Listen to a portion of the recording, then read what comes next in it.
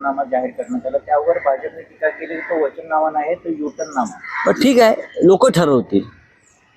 लोक ठरवतील ना. त्याच्यामध्ये युटर्ननामा असं काय आहे एक स्पष्ट केलं पाहिजे. बेरोजगारांना रोजगार देणं, गुजरातमध्ये पळवलेले उद्योग परत आणणं, महिला सबलीकरण, शिक्षण, आरोग्य, कर दहशतवादावरती उपाययोजना, अशा अनेक भूमिका ज्या वचननाम्यात घेतल्यात आम्ही, त्याला विरोध आहे का?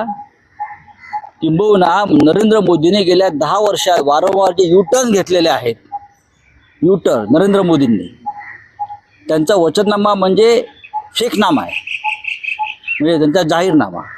आम्ही प्रथमच आमचा वचननामा काँग्रेस, राष्ट्रवादी काँग्रेस आणि शिवसेना 3 पक्ष एकत्र आल्यावरती आमची भूमिका आम्ही जाहीर केली.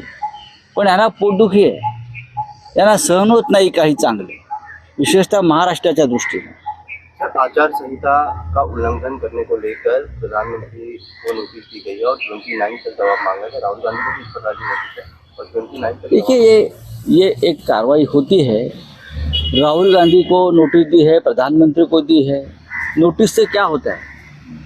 कर्नाटक में जब सीधे सीधे बजरंग बली की घोषणा देकर वोट मांग रहे थे, तब ये हमारा चुनाव आयोग क्या कर रहा था? राम लल्ला का दर्शन हम मुफ्त देंगे, आप वोट दीजिए. ये जब मध्य प्रदेश, राजस्थान में अमित शाह जी मतदाताओं को लुभा रहे थे, तब ये चुनाव आयोग क्या कर रहा है? नोटंकी बंद कर दीजिए. सर, वीवीपैट को लेकर आज फैसला आने वाला है. लगातार हम इंतजार कर रहे हैं आज के फैसले का. मराठीमध्ये नरेंद्र मोदी यांनी राहुल गांधी यांना आचारसंहितेचं उल्लंघन केल्याप्रकारे नोटीस दिली आहे. 29 तारखेला त्यांना दोघांनाही जाब विचारण्यात आली. निवडणूक आयोगामध्ये नरेंद्र मोदीला जाब विचारायची हिंमत खरोखर आहे का? जर ह्या जाब विचारायची हिंमत असती तर कर्नाटकात जय बजरंग बलीचा नारा देऊन मतदानाचं बटन दाबा कमळाचं हे सांगितल्यावरच त्यांच्यावर कारवाई झाली असती. काल किंवा 2 दिवसापूर्वी काँग्रेसच्या जाहीरनाम्यात ज्या गोष्टीचा उल्लेख नाही, संपत्तीचं समान वाटप, मंगळसूत्र खेचणार, या खोटेपणावर काँग्रेसने त्यांच्यावरती एक कारवाईची मागणी केली.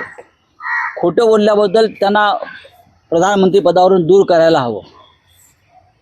तर अमित शहा रामलल्लाचं दर्शन मोफत करू, आम्हाला मतदान करा, हे जेव्हा सांगत होते तेव्हा हा चुनाव आयोग कुठे होता?